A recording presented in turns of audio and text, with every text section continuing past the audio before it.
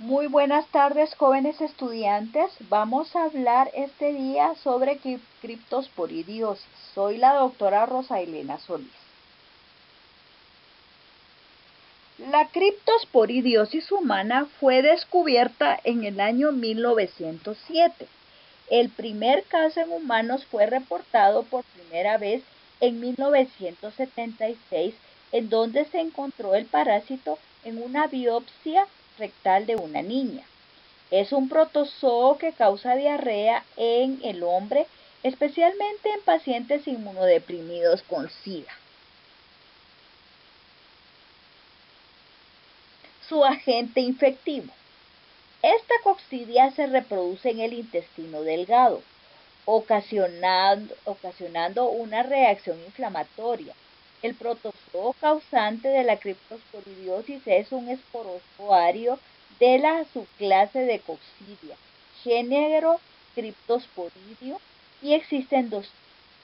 El Cryptosporidium hominus, genotipo 1, que infecta al humano, y el Cryptosporidium parvum, genotipo 2, que se encuentra en humanos y en animales.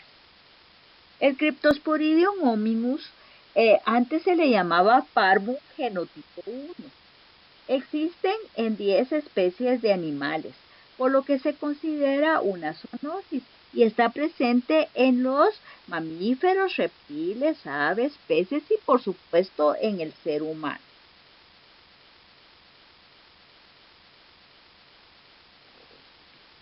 En las heces o materia fecal, estos son eliminados en forma de oquistes esféricos o elipsoidales que miden entre 4 a 5 UMAS. Estas son las formas infectantes parasitarias.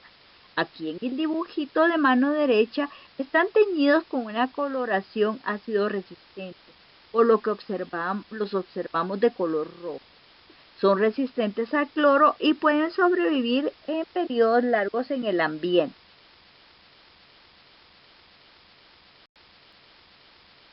Su epidemiología es la primera causa de diarrea en pacientes con SIDA y otras inmunodeficiencias, como pacientes trasplantados, deficiencias de IgA, hipogammaglobulinemias, terapias inmunosupresoras y cáncer. Su modo de transmisión es fecal oral, en agua o alimentos contaminados con oquistes espurulados, material fecal de animales que sufren parasitosis, por ejemplo zoonosis, y pueden también contaminados con frutas, hortalizas, verduras contaminadas, y una vía sexual por contacto oro-anal.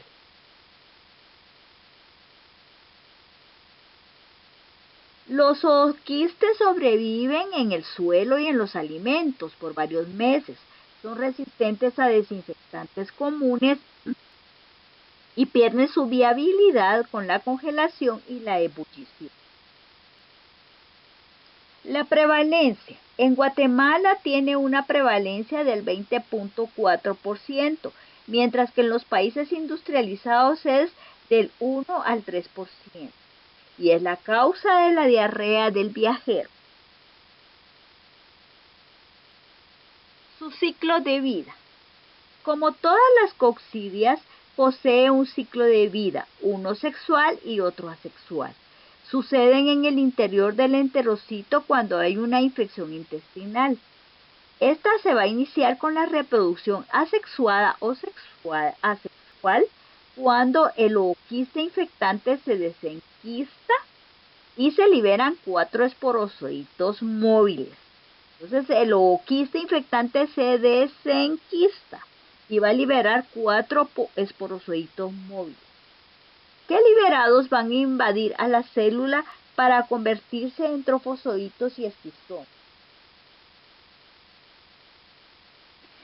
Que entonces cuando se liberan van a invadir a la célula y van a convertirse en trofozoitos y esquizontes como miramos en el dibujito.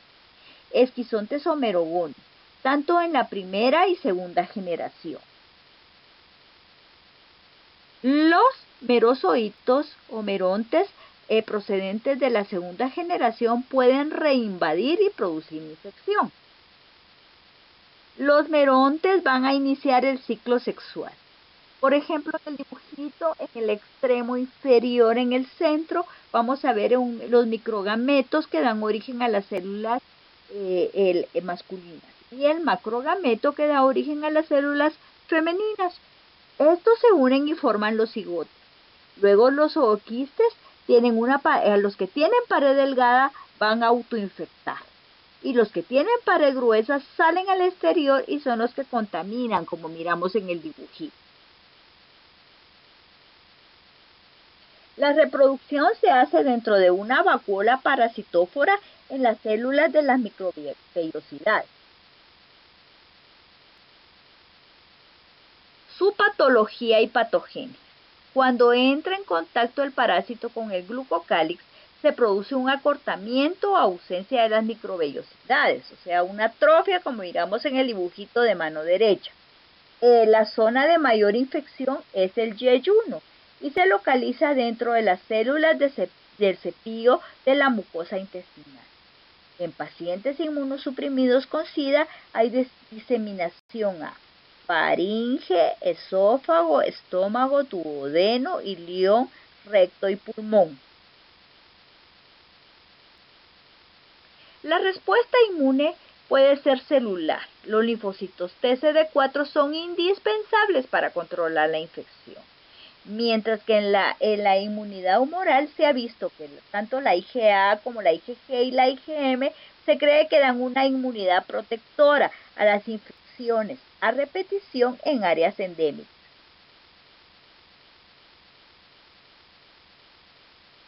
Sus manifestaciones clínicas. Estas se presentan en dos formas según el estado inmunitario del paciente. En inmunocompetentes, el 30% de los casos son asintomáticos. Su incubación es de 7 días y los síntomas principales son diarrea, dolor abdominal, sensación de indigestión, enteritis y estreñimiento. En los niños la diarrea es intensa o crónica, se asocia a deshidratación, puede perdurar por mucho tiempo y es causa de pérdida de peso o falta de crecimiento y desarrollo. Se autolimita de 10 a 14 días. En los pacientes inmunodeficientes, los síntomas son intensos, de larga duración. Hay una diarrea crónica debilitante, un malestar, una anorexia, fiebre y hay pérdida de electrolitos y líquidos. Y hay un síndrome de mala absorción. La enfermedad grave y muerte es por la deshidratación. En pacientes con SIDA, además de la infección intestinal, esta puede diseminarse al pulmón ocasionando neumonía, también puede dar una colecistitis o pancreatitis. La invasión extraintestinal con mayor frecuencia es a nivel pulmonar. O sea que cuando se invade extraintestinal, la mayor frecuencia es en los pulmones, la infección, la invasión. Su diagnóstico es microscópico. Especialmente la técnica más precisa es la coloración de Sid-Nielsen modificado, método de Quincho, donde vamos a observar los ooquistes ácido resistentes de color rojo brillante, como miramos en el dibujito de mano derecha. Entonces, la técnica más precisa es la coloración de Sid-Nielsen modificado. Podemos usar la técnica de Ricci también y la técnica de Schaeffer, que es la flotación con azúcar.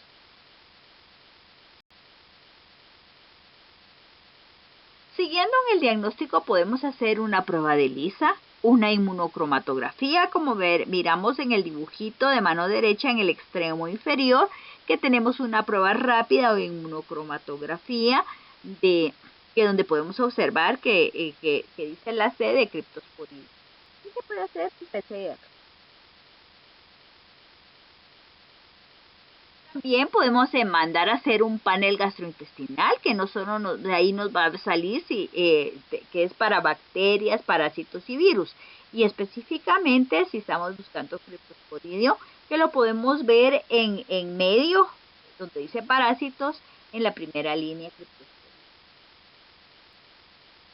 También el diagnóstico lo podemos hacer por una biopsia intestinal, donde observamos una atrofia de vellosidades intestinales e inflamación de la lámina propia del intestino delgado con infiltración de células plasmáticas, linfocitos y macrófagos, como podemos observar en el dibujito de mano derecha.